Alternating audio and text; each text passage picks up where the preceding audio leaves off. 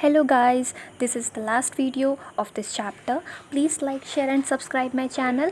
These diagrams are the different types of spherical converging and diverging lenses. Take a look on it, then we'll start ahead. And in case you have not seen my last two videos, the link is in the description box. So let's move directly to the questions. A ray of light traveling in air enters obliquely into water. Does the light ray bend towards the normal or away from the normal? Why? It will bend towards the normal, as I told you the law that if a ray of light travels from lighter to denser medium, it bends towards the normal, and water is a denser medium. Okay. Now the second question is, light travels from air to glass having refractive index 1.50.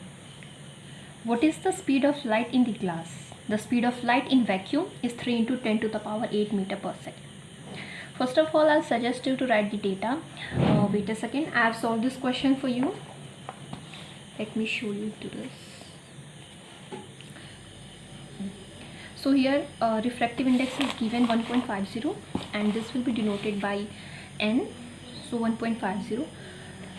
Here given speed of light in vacuum. So this is V. Speed of light is denoted by V. So V is given 3 into 10 power 8 meter per second. Now the formula is speed of light in vacuum upon speed of light in that medium. So we'll solve by it. 1.5 into 10 to the power 1.5 is equals to 3 into 10 power 8 upon this. So this will be interchanged by themselves. So speed of light in that medium, okay, is equals to 3 into 10 to the power 8 upon 1.5. This we will add 1 0 here and this point will be removed. So answer will come 2 into 10 to the power 8 meter per second. Hope it is clear. Next question. Find out from table 10.3 the medium having highest optical density. Also find its the medium with lowest optical density. So this question will be, you have to see from the table and solve by yourself. Next, fourth question, you are given kerosene, turpentine and water. In which of these does the light travel fastest? Use the information in table 10.3. Solve it from the table. The material having lowest density, through that light will travel fastest, and that will be the answer. Okay. Now the fifth question. The refractive index of diamond is 2.42. What is the meaning of this statement? This statement basically means that the speed of light in a diamond will reduce by a factor of 2.42. The speed of light in a diamond will reduce by a factor of 2.42 as compared to its speed in air. Okay, is it clear? Now we'll start refraction by spherical lenses. So this is convex lens and this is concave lens, as you might know. So here the convex lens is also called converging lens, as it is converging the rays of light at a point f2.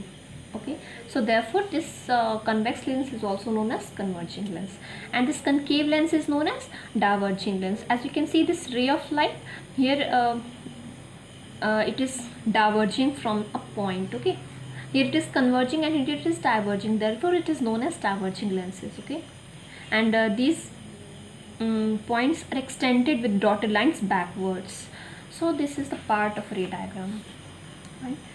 One more point given here is important, that a lens has two principal foci.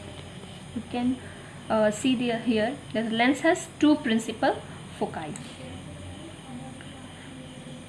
So now we will be image formation by lenses. First we'll explain you the ray diagrams so that it will be easy. So first I'll explain you this one. So in this diagram, this is a convex mirror and this is a concave mirror. Okay, again I'm telling.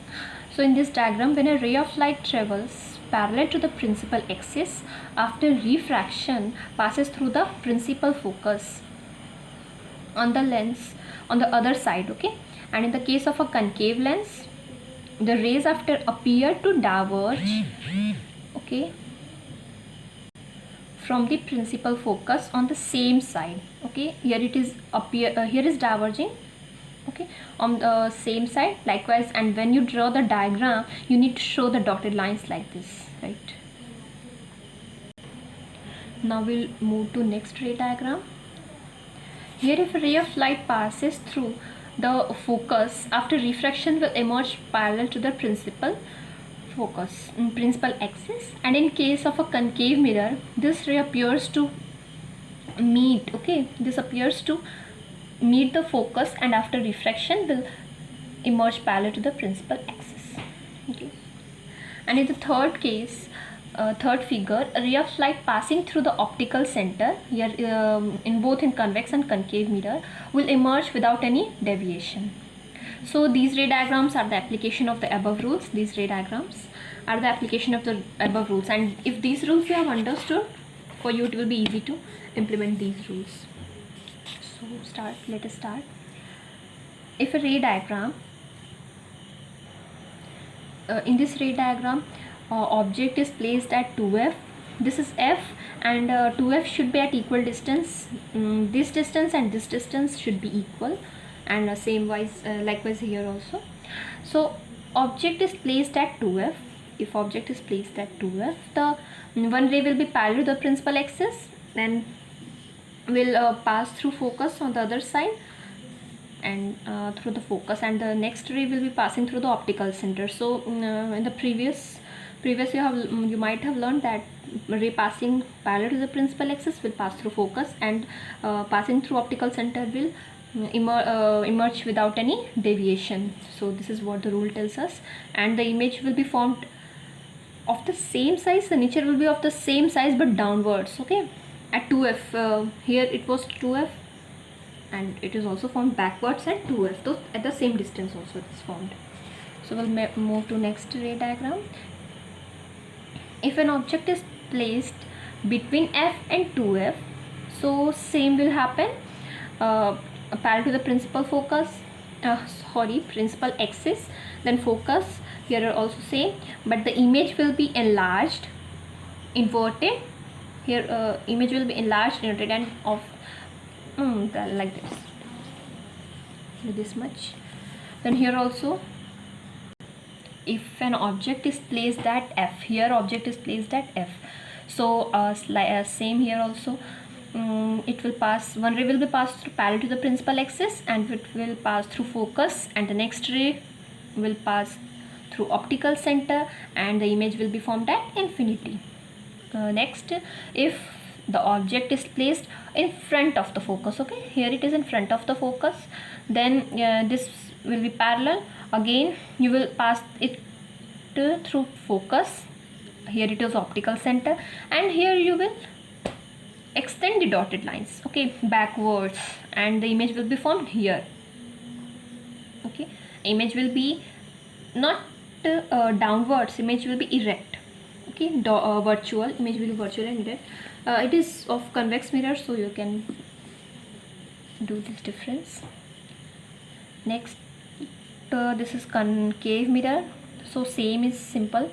When a ray of light travels parallel, here it will go, and this is the dotted line which you have to extend this dotted line in f, at f. Okay, and this is the place where image will be formed, and here also this is the object, and this is the place where image will be formed. So simple. We will now we will learn sign convention for spherical lenses, and for here only one thing is telling that focal length of a convex lens is always positive, and that of convex lens will be negative. Now lens formula and magnification. This is the lens formula: 1 upon v minus 1 upon u is equals to 1 by f. So here are so many formulas in this chapter: lens formula, mirror formula. So just have to be careful which is which. Okay, don't get confused, otherwise you will be unable to solve the numericals. So the most interesting part, numericals have came. Let us start. A concave lens has focal length of 15 centimeter. As I told you, as you read the data, write it. So a concave lens has focal length of 15 centimeter. Focal length 15 centimeter. So I have told you previously that a focal length of concave lens will always be negative. So here it is negative. At what distance should the object from the lens be placed? At what distance should the object? So it is asking what? U is asking object distance. It is asking to you. so that it forms an image at 10 centimeter from the lens, and it has given you V, that is image distance, and this is 10 centimeter, and it will be minus 10 centimeter. Okay. Also find the magnification. So let's see. 1 by V minus 1 by U is equals to 1 by F. With this formula we will solve. So we have to solve 1 by U, so we have taken it separate. Then we'll solve it. After solving, U has came minus 30 centimeter. This I assume you know this solving. I will not explain that. So U has come minus 30 centimeter. So the object distance is 30 centimeter. Okay, and magnification now you have to put, take out. So magnification is 1 by 3, that is 0.33. The positive sign shows that the image is erect and virtual. You have to remember this. This is so important, that if it is positive sign, the image will be erect and virtual. If image is erect, it is confirmed that this is virtual. I can show you example. Here we have seen that the image is erect, and if image is erect, this is virtual. You can see this also, that this image is virtual. And see, this image is not virtual. This is one thing is this is not erect because of that, and the other thing is this is downward. You can see this is not virtual image. So image is virtual and erect, so it is positive then. And the image is one third of the size of the object. From magnification you can tell this one. Now let us see example 2. A 2 centimeter tall object is placed perpendicular to the principal axis of a convex lens of focal length 10 centimeter. The distance of the object from the lens is 15 centimeter. Object distance is given, that is U is here given, and 2 centimeter tall object, this is height, and this is the focal length 10 centimeter. Then find the nature, position and size of the image. Also find its magnification. Height of the object is given 2 centimeter. Focal length will 10 centimeter. Focal length will be positive for convex mirror, as I told you earlier. Image distance U is given minus 15 centimeter. Then height, image distance V we have to find out, and height of the image we have to find out. So we'll be applying this formula. Through this formula we have found V 30 centimeter. Okay, then the positive sign of V shows that the image is formed at a distance of 30 centimeter on the other side of the optical center. In previously I have told you in sign convention that this side will be positive, so this image is formed this side, therefore it is positive. The image is real and inverted. Fine. Now magnification we have to find out. H0 upon H, that is V upon U, where you'll find out. It's so easy. The negative sign here is magnification has come negative. Okay, so negative sign of M and H naught shows that the image is inverted and real. Both are negative. Height of the image here has come negative, and the magnification also has come negative, so it shows that the negative sign shows that the image is inverted, and if inverted it is real. Okay, real images are always inverted. It is formed below the principal axis. Thus a real inverted image 4 centimeter tall is formed at a distance of 30 centimeter on the other side of the lens. The image is 2 times enlarged. This is magnification now, so this is 2 times enlarged, and in the previous question 1 by 3 it has K magnification, so it is 1/3 of the size of the object. This 1/3 size of the object. Now we'll move to power of lens. Power formula is P is equals to 1 by F. You just have to remember this. Now we are end of the chapter. SI unit of power is diopter.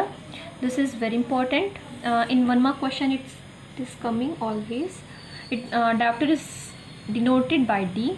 Denotion also you have to learn, otherwise you'll be confused while solving the numericals, or you can it can be asked in half marks question or 1 mark. Okay. Now 1 diopter is 1 meter. Okay. Then Power of a convex lens is positive and that of a concave lens is negative. This is very important because the formula of power of lens is P is equals to 1 by F. Just this. It is very simple, but the mistake children commit are here. Power of a convex lens is positive, so you have to put a positive sign of after convex lens power and negative after concave lens power. So we'll come to questions again. Define one diopter of power of a lens. It's so simple. Previously I have explained. A convex lens forms a real and inverted image of a needle at a distance of 50 cm from it. Of the convex lens, if the image is equal to the size of the object, also find the power of the lens. It's so simple question and you have to do it by yourself. And yeah, do this question and put the answer in the comment section. Surely you have to put this answer on the comment section. Find the power of a concave lens of focal length 2 meter. So this also you have to find out. And now this is the end of the chapter.